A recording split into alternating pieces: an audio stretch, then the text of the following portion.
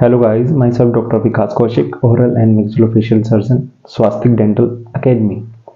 So today we are going to discuss about pericoronitis.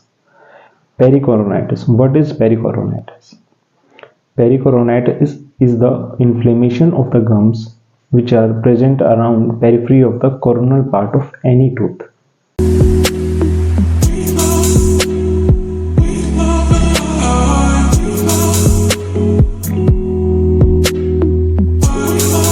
Why this condition arises? Pericoronitis क्यों होता है? It is due to partial eruption of that particular tooth, especially third molar. Youngsters में ये condition अधिकतर cases में पाई जाती है. Second, partial covering of the tooth by flap or gums.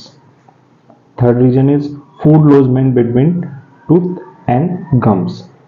तो होता क्या है कि जैसे ही दांत हमारा इरप्ट करने की कोशिश करता है, किसी वजह से अगर वो इरप्शन उसकी नहीं हो पाती तो उसके ऊपर मसूड़ा आ जाता है. मसूड़े के अंदर खाना फंसना स्टार्ट हो जाता है, जिसकी वजह से स्वेलिंग आना स्टार्ट हो जाती है. तो जैसे ही वो स्वेलिंग आएगी तो ऊपर का दांत उस गम्स पे हिट करेगा और पेशेंट बाइट नहीं कर पाएगा और पेशेंट को दर्द होगा. So now we are going to discuss about sign and symptoms. Patient क्या फील करता है अगर वो पेरिकोरोनाइटिस की वजह से परेशान है. सबसे पहले तो वहाँ उस एरिया में ब्लीडिंग वाइल ब्रशिंग होगा. पेशेंट जैसे ही ब्रश करेगा उसको ब्लीडिंग स्टार्ट हो जाएगी उस रीजन से, in that particular part. Pain while brushing, brush अगर जाएगा तो पेन भी कर सकता है. Inability to open mouth widely, इसको हम ट्रिस्मस लाइक कंडीशन भी बोल सकते हैं, जिसमें पेशेंट अच्छे से मुंह नहीं खोल पाता. Inability to masticate food from that side, उस साइड से पेशेंट खाना भी नहीं चबा सकता है.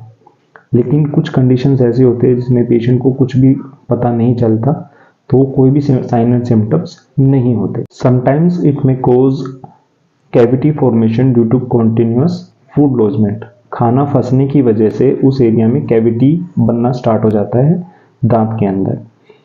ये यूजुअली 18 से 29 साल में देखने को मिलता है. यूजुअली थर्ड मोलर ज़्यादा इन्वॉल्व होता है इस केसेस में.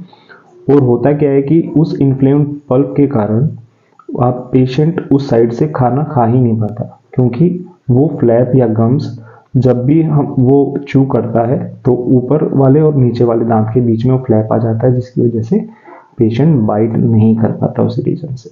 Now we are going to discuss about the treatment part. भाई हम इस पेरिकोनाइटिस कंडीशन का इलाज किस तरीके से करते हैं. बेसिकली ये बेस्ड ऑन कंडीशन होता है, एक कंडीशन पे डिपेंड करता है. सपोज अगर थोड़ा सा ही मसूड़ा उस दांत के ऊपर आया हुआ है, पार्शियल फ्लैप कवर किए हुए दांत को, तो हम क्या करते हैं, एनेस्थीसिया देने के बाद after giving some anaesthesia we have to cut that particular portion of the flap. उस फ्लैप को हम ब्लेड से नंबर 15 ब्लेड से उसको कट कर देते हैं, जिसे हम ओपरकुलेक्टमी भी बोलते हैं. और ये प्रोसीजर बिल्कुल पेनलेस होता है, पेशेंट को पता ही नहीं चलता, क्योंकि एनेस्थीसिया देके करते हैं और टाइम कंज्यूमिंग भी नहीं होता है इतना, और पेशेंट को इससे कई बार रिलीफ भी अच्छा खासा मिल जाता है.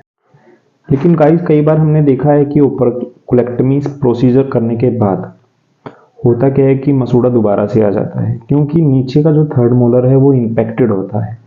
ऐसे केसेस में जब रिकरेंस होती है तो हमें जो थर्ड मोलर को है उसको रिमूव करना पड़ता है, जो कि उसका एक अल्टीमेट ट्रीटमेंट है. उसके बाद क्या होता है कि जो सोर्स है जिसकी वजह से मसूड़ा उसके ऊपर आया हुआ है वो हमने निकाल दिया, थर्ड मोलर को हमने निकाल दिया, क्योंकि वो इम्पैक्टेड था, और उससे पेशेंट को कम्प्लीटली रिलीफ मिल जाता है. कुछ कंडीशंस में हम टेम्परेरी ट्रीटमेंट भी देते हैं, जिसमें हम मेडिसिन पेशेंट को प्रोवाइड कराते हैं, या जिसमें एंटी इन्फ्लेमेटरी एजेंट्स ज़्यादा इन्वॉल्व होते हैं. कई बार उस एरिया की लोकलाइज स्केलिंग करने से, उस एरिया को साफ करने से और उसको इरिगेट करने से बिटाडीन और सलाइन से भी काफ़ी रिलीफ मिलता है पेशेंट को. लेकिन अगर रिकरेंस की कंडीशन ज़्यादा हो रही है तो हमें सोर्स को ढूंढना है और सोर्स को ही हमें ट्रीट करना है. गाइस पेरिकोरोनाइटिस की कंडीशन में कॉन्टिन्यूस इवेल्युएशन बहुत ज़रूरी है, क्योंकि कॉन्टिन्यूस फूड लॉजमेंट की वजह से वो दांत कैरियस भी हो सकता है, उस दांत में कीड़ा भी लग सकता है. पेशेंट की अवेयरनेस बहुत ज़रूरी है. पेशेंट को रेगुलर फॉलोअप पे रखें, उसे बार बार बुलाते रहें और कंडीशन को कॉन्टिन्यूसली इवेलुएट करते रहें। गाइज उम्मीद करता हूँ आपको ये वीडियो पसंद आई होगी। So please like and share this video. And अगर किसी पर्टिकुलर टॉपिक पे आपको चाहिए कि मैं वीडियो बनाऊं तो please comment in the comment section. And guys अगर आपने मेरा चैनल सब्सक्राइब नहीं किया तो प्लीज़ सब्सक्राइब इट।